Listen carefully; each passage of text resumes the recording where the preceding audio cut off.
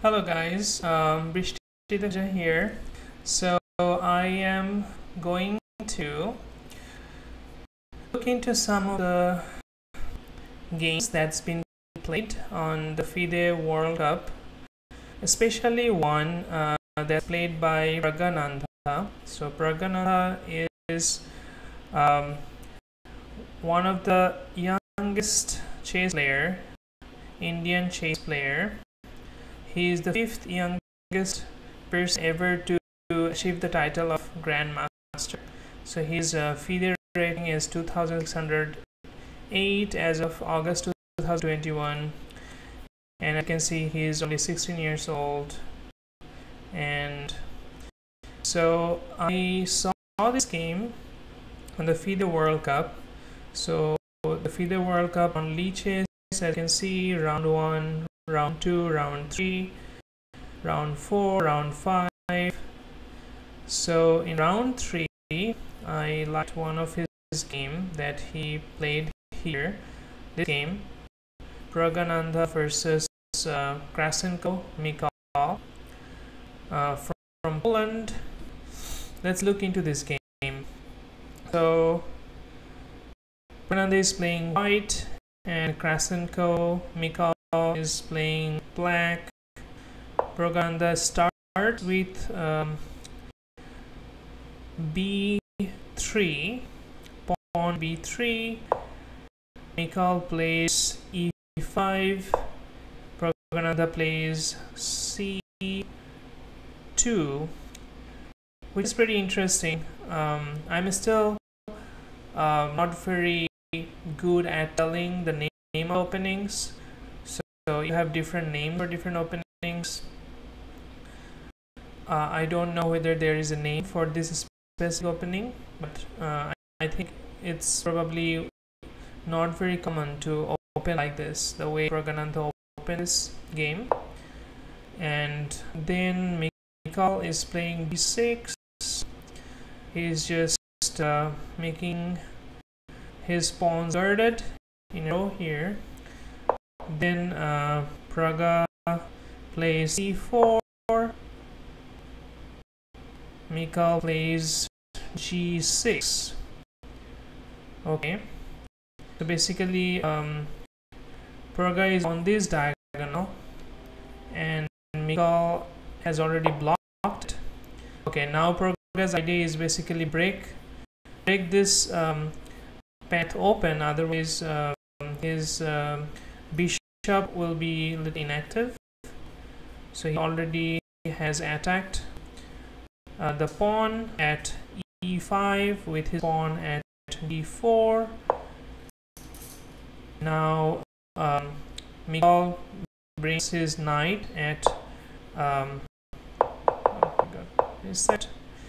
Michal brings his knight at d7, basically guarding this pawn.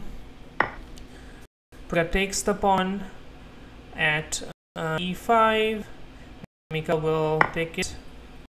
Okay, I thought Michal would take it with his knight, but knight d7, but it's been taken with the pawn. Okay, let's see what happens. Now Pragga attacks that pawn. Now as you can see, this pawn is attacked by the knight here at f3 and bishop here at b2. The other hand, this is only guarded by a single knight here for black at d7. Okay, now Michal basically brings another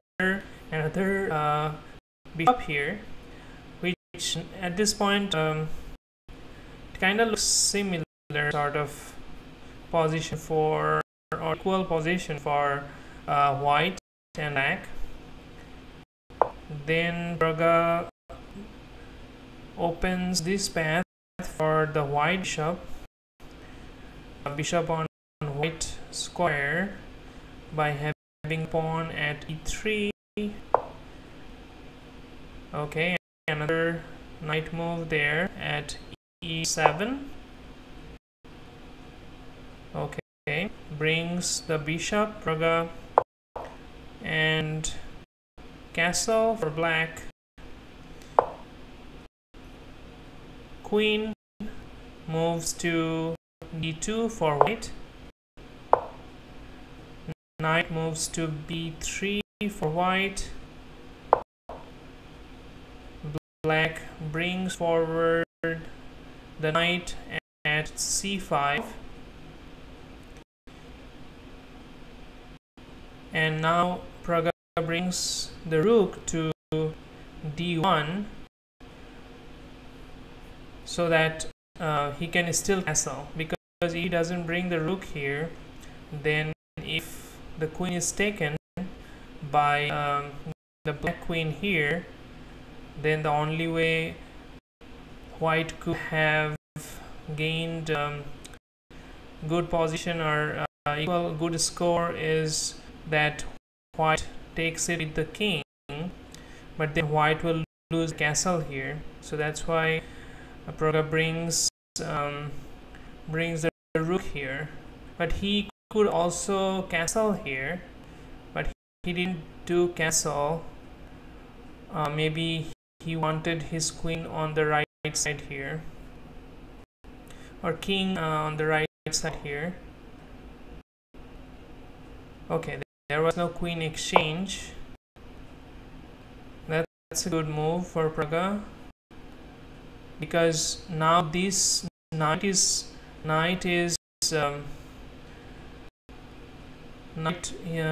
cannot be moved by Mikhail, because then this knight will fall, because this knight is not guarded.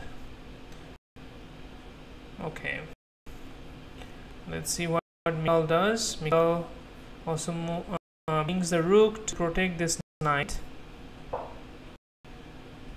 Praga moves the pawn to b4 and attacks this knight. Now Mikhail brings the knight back to e6. Now white castles.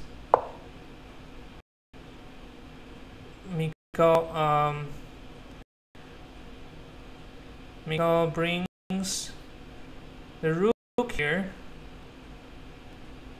The stockfish, actually Lichess shows the stockfish score here. So it says inaccuracy, queen c7 was best. Queen c7, queen c7, 7 would be the best instead of the rook d8. Okay, let's see how it turns out. So white moves the queen here at c2. Black does not want any rook exchange there. Queen to b3. Knight to f5 for black. Knight moves for white to e4. Black moves the pawn to h5. Bishop comes at b2, attacking this pawn here with both the knight at f3 and the bishop at b2. Now black brings the queen there at c7. Now this pawn is protected by the bishop g7 and c7, the queen itself. I guess this is what Mikhail had in mind. So he ultimately bought the queen at c7. Now the pawn moves. Now see how the queen is on this diagonal as the white black king is here, so which is good. The diagonal is open, and also this bishop can come at c4.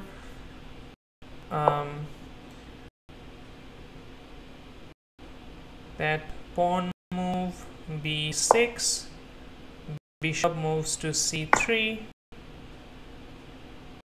pawn takes at c5, stockfish is again showing question mark here. It says inaccuracy, knight f8 was best. Knight f8, knight f8, f8. Wait, knight f8 was best.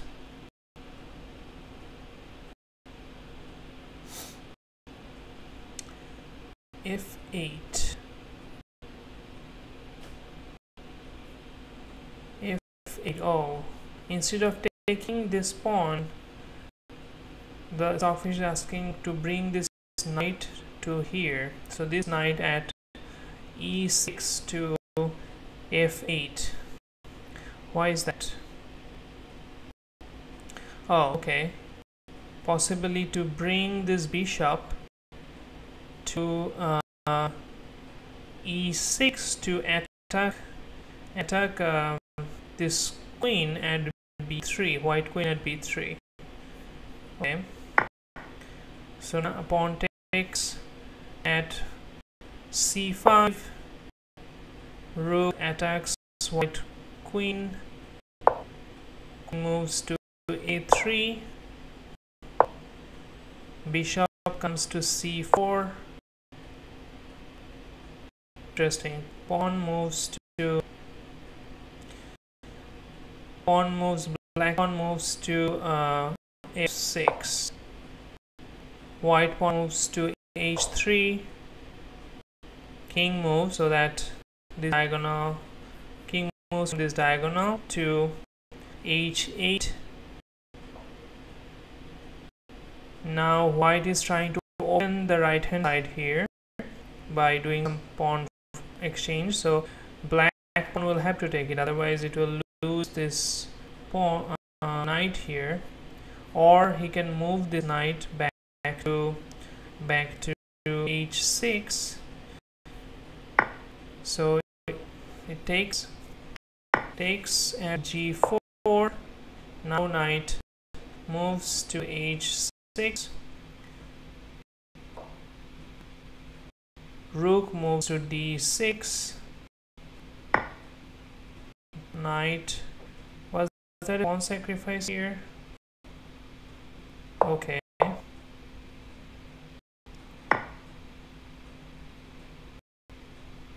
Knight takes. Queen moves to g2. Now knight moves. Black knight moves to f8. Check. Blocks the check at h7. Knight takes. Now bishop takes at f6. Rook takes at f6 for white. A lot of taking back happening here. Bishop takes and charges the queen at c7 for white. The black queen needs to move. Black queen moves. It looks pretty bad for black right now, because this diagonal here, the rook attack here, this knight cannot move, then this king cannot come to g8 because of this bishop, and now that knight, yes, I think this is now okay. Bishop comes here. That's the idea. So if black bishop will be taken now by the rook. Oh, okay. So he wanted to open this path for this rook at a8. Okay. At this point, I think white is victorious, because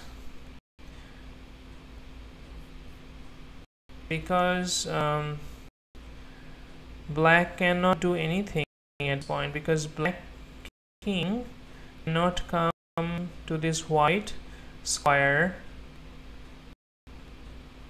and this knight cannot be taken because of this rook,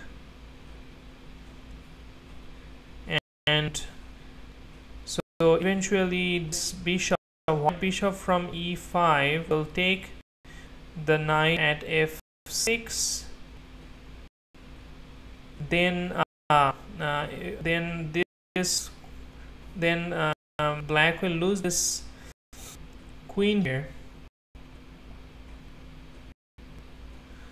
Okay, but then if the rook, the only way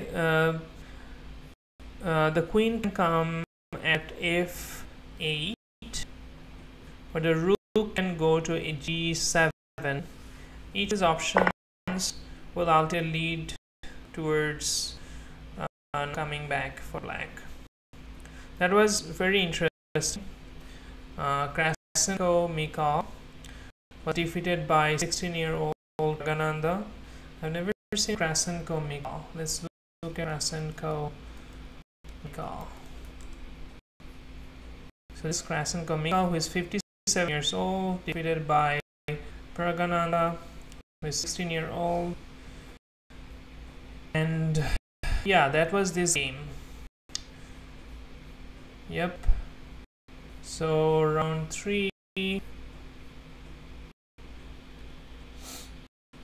So I think finals. Who played the finals here?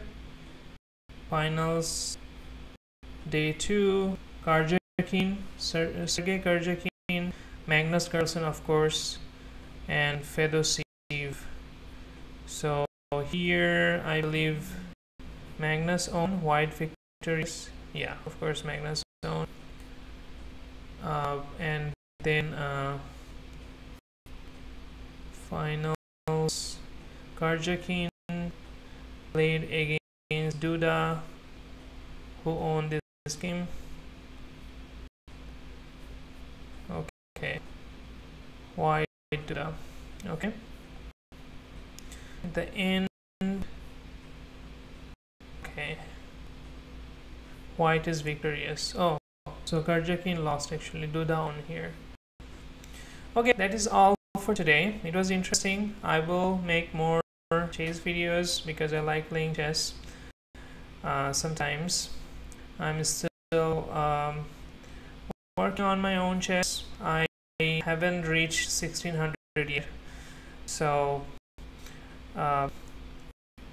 chess is a lot of fun, and I hope you enjoyed this video. Thank you.